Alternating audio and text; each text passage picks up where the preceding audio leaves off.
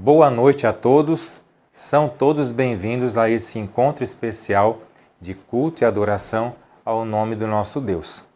Como fizemos na semana passada, estamos num momento, num formato novo, é diferente, mas estamos então falando e vamos dar sequência então a esse tema do contraste. Semana passada nós focamos um pouco em Jezabel.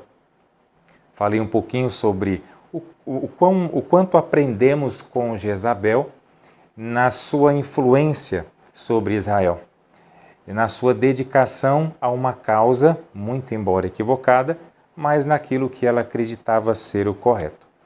O tema de hoje eu quero fixar o nosso olhar nas palavras de 1 Reis, capítulo 17, e a partir dali nós temos a apresentação ou introdução de um personagem que vai rivalizar-se com Jezabel durante a trajetória.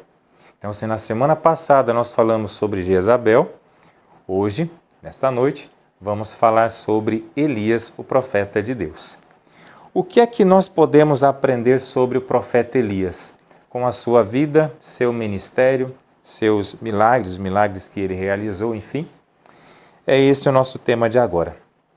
Convido você para fechar os olhos e falarmos com Deus. Oremos. Obrigado, Senhor, por esse nova oportunidade de termos um encontro para abrirmos a Bíblia, falarmos de Ti e aprendermos das verdades do céu. Nos ajude a aprendermos, por contrastes, aquilo que o Senhor deseja que aprendamos em nome de Jesus. Amém. Pois bem, pegue a sua Bíblia e vamos então à palavra de 1 Reis, capítulo 17. Deixe bem aberta a sua Bíblia. Hoje nós vivemos um tempo então bastante complexo, onde as pessoas elas têm dificuldade de se firmarem, de se posicionarem em nome de uma crença, em nome de uma verdade. As pessoas elas seguem muitas vezes aquilo que a maioria pensa, a maioria faz, a maioria quer. O personagem Elias da Bíblia, um profeta de Deus, ele é apresentado assim. No verso 1 do capítulo 17 nós lemos: Então Elias, o tesbita dos moradores de Gileade, disse a Acabe: Tão certo como vive o Senhor, Deus de Israel, a quem eu sirvo, não haverá orvalho nem chuva nos próximos anos, a não ser quando eu disser. Elias aparece na história bíblica de uma maneira meteórica, rápida, acelerada. É um profeta que aparece como se fosse correndo, e o seu ministério é um ministério apressado. Ele é apresentado apenas com a informação de que ele é dessa localidade desconhecida, até chamada de Tesbita, né? Da região, moradores de Gileade. Enfim, o que está dizendo aqui é que Elias é alguém até o momento desconhecido. É alguém que surge e vem de Gileade, ele vem de uma região distante do centro do poder, ele vem da periferia, então ele é uma pessoa provinciana. Elias não é uma pessoa tida como politicamente importante nesse contexto da história de Israel.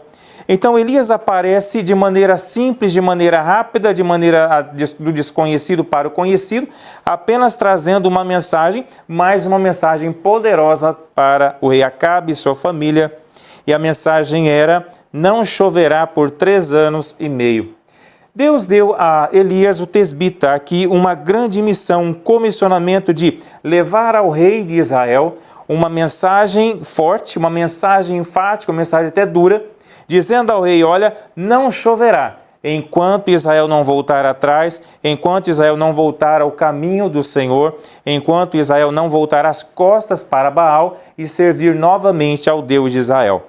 Então, com essas palavras, Elias sai e a partir dali não chove por 3 anos e meio. Primeira lição. O contraste é o contraste de poder, o contraste de influência, o contraste de condição social. Elias é chamado de um lugar desconhecido, mas é conhecido por Deus, e Deus o traz, através do seu comissionamento, até a sede do poder, até o trono. Traz com uma mensagem direta ao rei, que é o principal, que representa a classe poderosa, a classe mais elitizada. Então, nós temos Elias, alguém desconhecido, trazendo uma mensagem àqueles que eram tidos como os mais importantes ou influentes daquele contexto ali. Primeira lição, então, é essa: Deus usa cada um daqueles que desejam ser usados. Deus tem condição de realizar milagres e realizar os impossíveis, basta que alguém queira que ele assim o faça. Então, Elias se dispôs, Deus o usa, Deus o traz à presença do rei e ele deixa, então, essa mensagem forte, direta, impactante para o rei: não choverá. Com essa declaração, Elias está chamando Jezabel ao confronto. Elias está convocando os adoradores de Baal, os sacerdotes de Baal, os profetas de Baal, para um confronto direto com o Deus verdadeiro.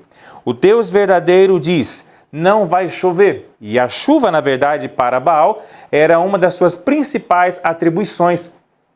Baal, aquele ídolo daquele tempo, ele era identificado como o Deus da chuva, o Deus do sol, o Deus da provisão, o Deus do alimento. Então os adoradores de Baal esperariam dele que ele mandasse chuva. E é no ponto chuva que Deus então ataca a fé daqueles que adoram Baal, aqueles que se ajoelham, que adoram, que seguem as crenças de Baal. Não choverá. Então, dessa forma, Deus então lança um primeiro ataque ou contra-ataque a Jezabel, os adoradores de Baal, todo o contexto ali. Então, nós temos aqui Elias chamado do desconhecido para vir e trazer mensagem àqueles, aparentemente, os mais conhecidos e poderosos daquele tempo lá. Muitas vezes Deus chama e Deus usa pessoas anônimas, pessoas simples, pessoas não conhecidas até por nós, enfim, para nos trazer mensagens poderosas. Às vezes você está num lugar, uma igreja, ou em outro lugar, numa escola e tal, e de repente uma pessoa que você nunca viu traz uma mensagem que vai marcar seu coração. Deus usa pessoas anônimas para mexer o coração das pessoas que se acham demais, que se acham poderosas, que se acham alguma coisa nessa vida. O segundo momento que nós temos da vida de Elias é esse a iniciar no verso 8. Verso 8 diz assim: então a palavra do Senhor veio a Elias dizendo, então Deus disse para Elias se levantar e ir até uma cidadezinha pequena da terra da Fenícia chamada Sarepta,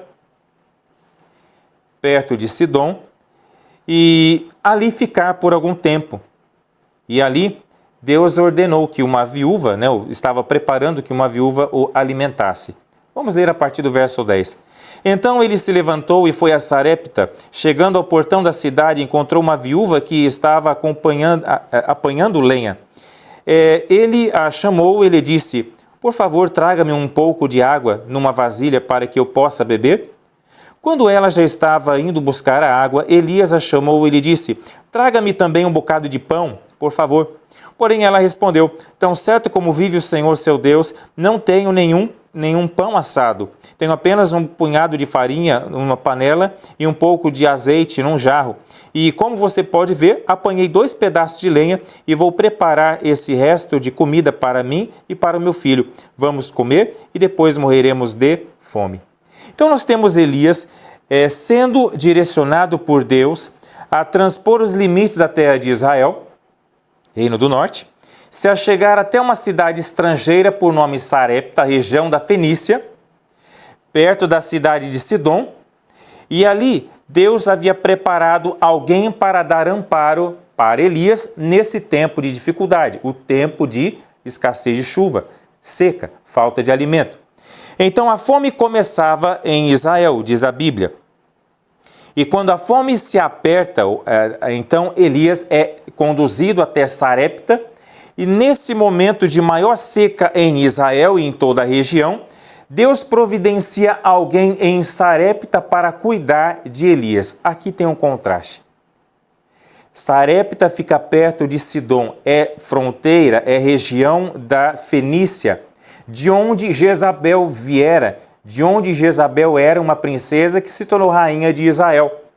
Então Deus está ensinando para Elias: olha, vou te mandar para as terras de Jezabel, aonde você lá vai encontrar uma mulher fiel. Se Jezabel veio para Israel para dobrar os joelhos do povo de Israel a Baal, então, Elias, você vai até a terra de Jezabel, porque lá na terra de Jezabel tem uma mulher viúva que me serve, que serve ao Deus verdadeiro. Dessa maneira temos aqui mais um contraste. Nem tudo aquilo que parece é. Às vezes olhamos e imaginamos que as coisas são exatamente como vemos e Deus nos faz ver de maneira diferente.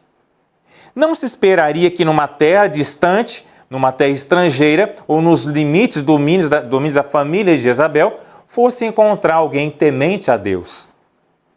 E aí Deus está ensinando Elias que sim, há fiéis de Deus em todos os lugares, mesmo onde menos se esperaria.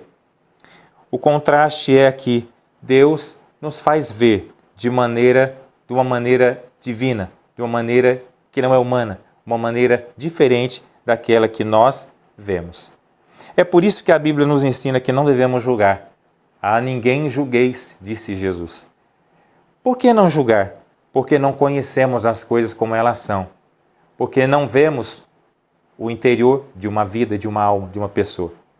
Porque não entendemos todo o contexto que gira em torno de uma pessoa. Então Jesus disse, a ninguém julgueis. E fica então uma grande lição. Então Deus chama Elias do anonimato. E ele vem e ele vai confrontar toda a elite, toda a classe economicamente mais elevada, toda a classe política e reinante em Israel. Ao mesmo tempo, Deus o preserva antes, lá no ribeiro de Querite, com os corvos que traziam pão com carne para ele comer.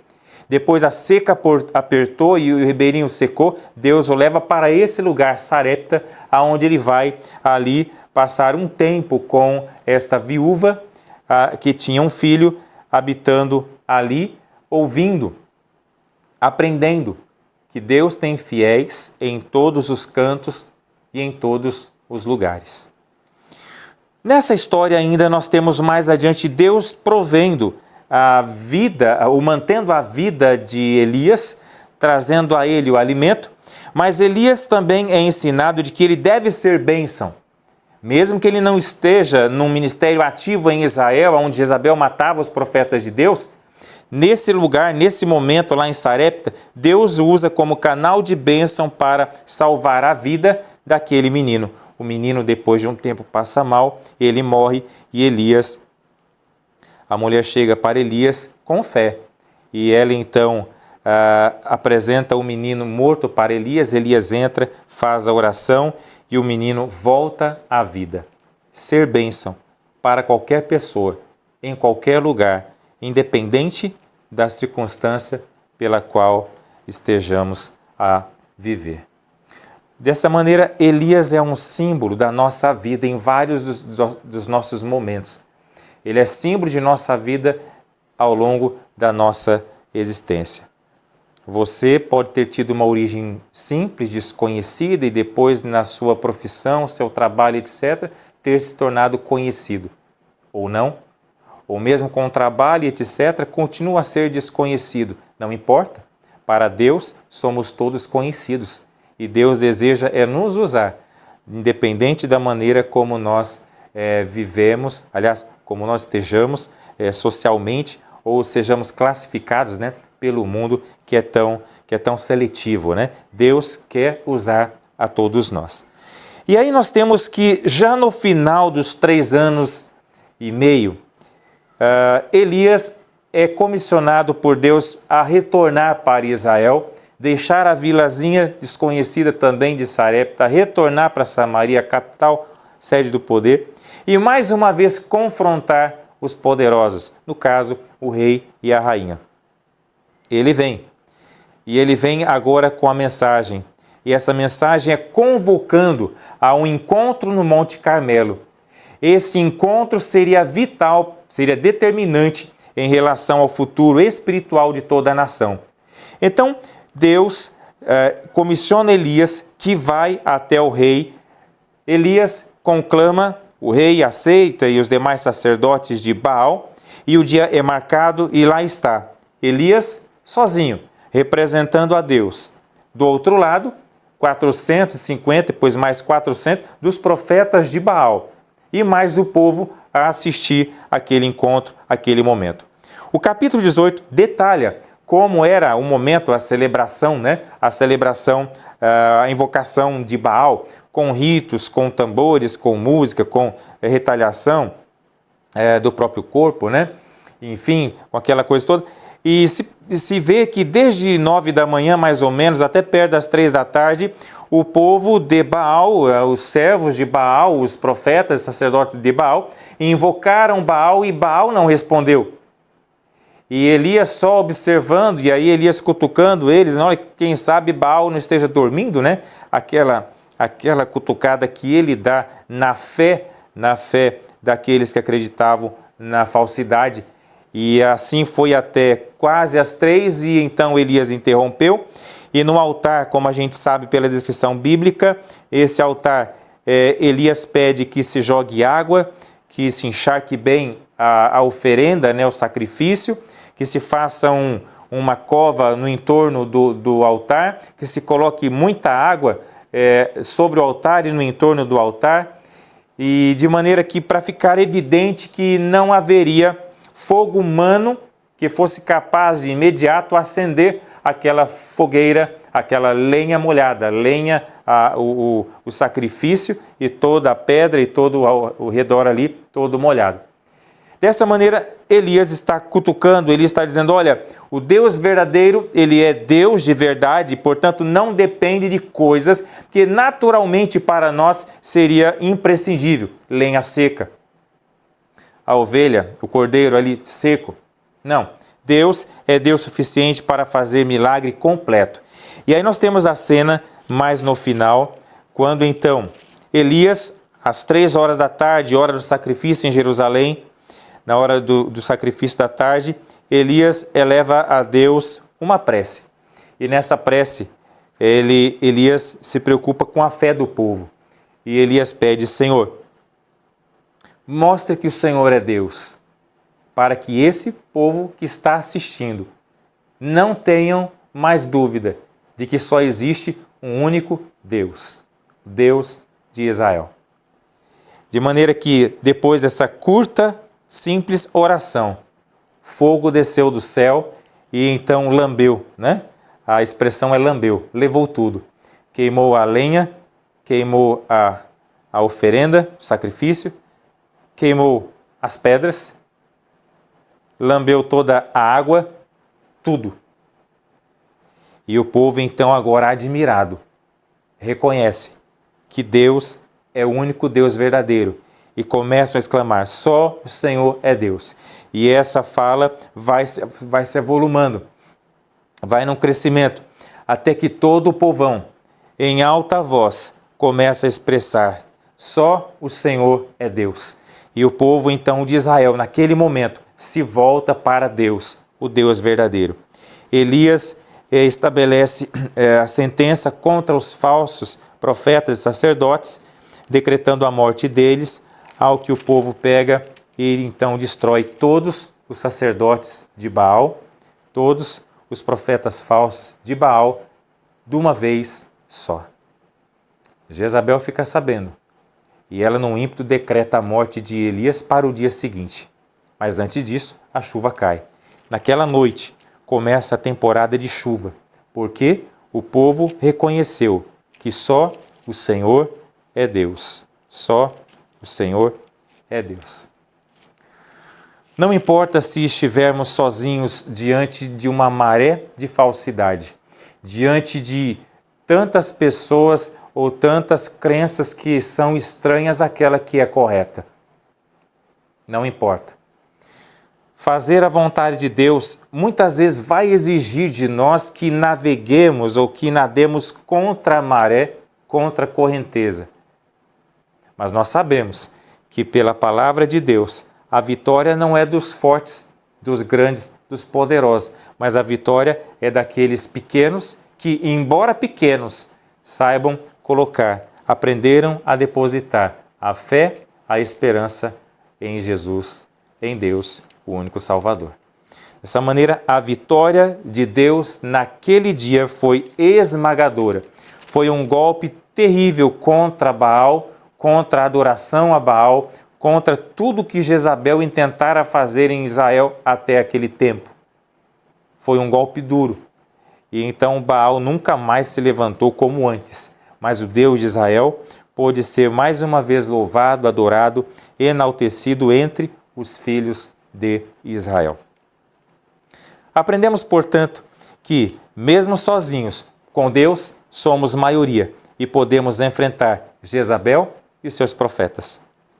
Mais adiante na Bíblia, temos que Elias, ele foge, ele tem medo no dia seguinte do decreto de Jezabel, um momento de depressão que ele tem ali, ele corre quilômetros até o Monte Sinai.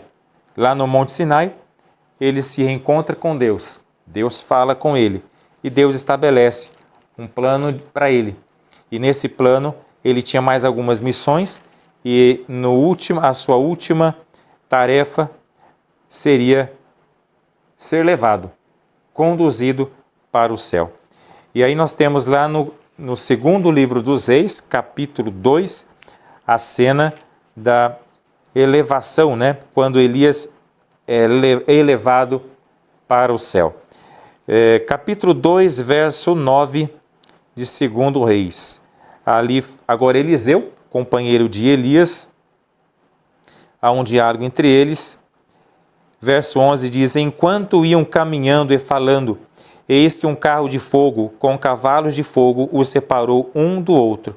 E Elias subiu ao céu num redemoinho.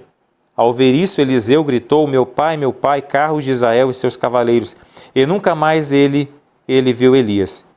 E pegando a sua própria roupa, rasgou-a em duas partes. Então levantou o manto de Elias que havia caído e voltou para a margem do rio. Pegou o manto de Elias que havia caído, bateu com ele nas águas e disse: onde está o Senhor, Deus de Elias? Quando ele bateu nas águas, elas se dividiram para os dois lados e Eliseu passou. Então nós temos nos últimos eventos do ministério de Elias na terra, designados por Deus, estava ungir um rei, ungir o seu sucessor, Eliseu, e ser conduzido para o céu. E nesse momento, ao ser conduzido para o céu, aprendemos aqui uma grande lição. A memória de Elias seria uma memória perpétua sobre o povo de Israel, sobre os servos de Deus. Enquanto, por contraste, a de Jezabel seria estancada, seria interrompida de maneira cruel, a de Elias seria perpetuada. Tanto que, elevado Elias ao céu, ele deixou a sua capa para Eliseu. E Eliseu usa a capa e usa a expressão o Deus de Elias. Então, o primeiro milagre realizado por Eliseu, ele o faz invocando o Deus de Elias e o rio Jordão se abre para que ele atravesse e retorne para a sua nação. Onde está o Senhor, Deus de Elias? E com essa declaração, Eliseu iniciou seu ministério na força e no poder de Elias. Então nós encontramos em Elias alguns contrastes poderosos que aprendemos. Então nós temos uma rainha de um lado, servindo Baal. Do outro lado temos Elias, mensageiro de Deus, desconhecido, que serve o Deus verdadeiro. É 1 contra 850? Seria 1 contra a nação inteira, por assim dizer? Mas mesmo assim, a vitória Deus deixou com Elias. No outro momento, estava ali o povo, mesmo com toda a sua riqueza, mesmo com toda a sua opulência, passando fome, e Elias, isolado, num ribeiro, depois na casa em Sarepta, sendo cuidado por Deus, sendo tratado, tendo alimento e tendo o cuidado do Senhor. Nessa mesma história, a Bíblia, ela nos traz para o tempo presente essa história. Hoje nós temos no mundo Elias, nós temos no mundo Jezabel. O Apocalipse traz esses dois personagens que a partir dali, marcaram a história de Israel. Uma representando o mal, outra representando o bem. Os fortes vencedores de Deus ou os agentes do mal. E no Apocalipse eles se encontram de novo. E nós temos então a palavra que diz que Jezabel está então seduzindo, enganando, etc., chamada de Babilônia outras vezes. E nós temos a presença da figura de Elias, pregando, falando, chamando as pessoas muitas vezes de maneira desconhecida, mas atraindo pessoas para o coração de Deus, para mais perto de Jesus. Hoje você tem que decidir quem você vai seguir, quem você vai querer seguir em sua vida. Os passos de Jezabel ou os passos de Elias. Não tenha dúvidas quanto a isso. O final, Deus já apresentou como será. Escolhe a Deus, escolhe a vida, escolhe o Senhor e a vida eterna. É o apelo que Deus faz para você e para mim. Então, meu desejo é que você e eu unamos as nossas forças às forças de nosso Pai e vamos avante na missão que Ele designou para nós, que é de ser um representante de Deus, um mensageiro, servos do Senhor para esse tempo no qual vivemos. Que nada venha atrapalhar a sua missão, seu desafio em vida. Que Deus te abençoe. Amém.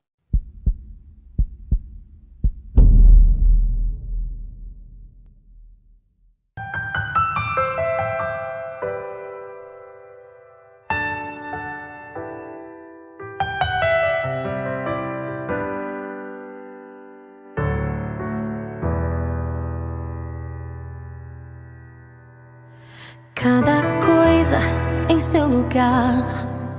Os anos foram bons pra mim. Fiz minha vida pouco a pouco. Não devo nada a ninguém. Não é isso que eles ensinam. No mundo é cada um por si. Vencedor é quem consegue dizer pros outros eu venci. Mas antes de dormir a paz acaba. Um grito no meu peito sem palavras. O quarto inteiro está preenchido e eu estou vazio. A história que escrevi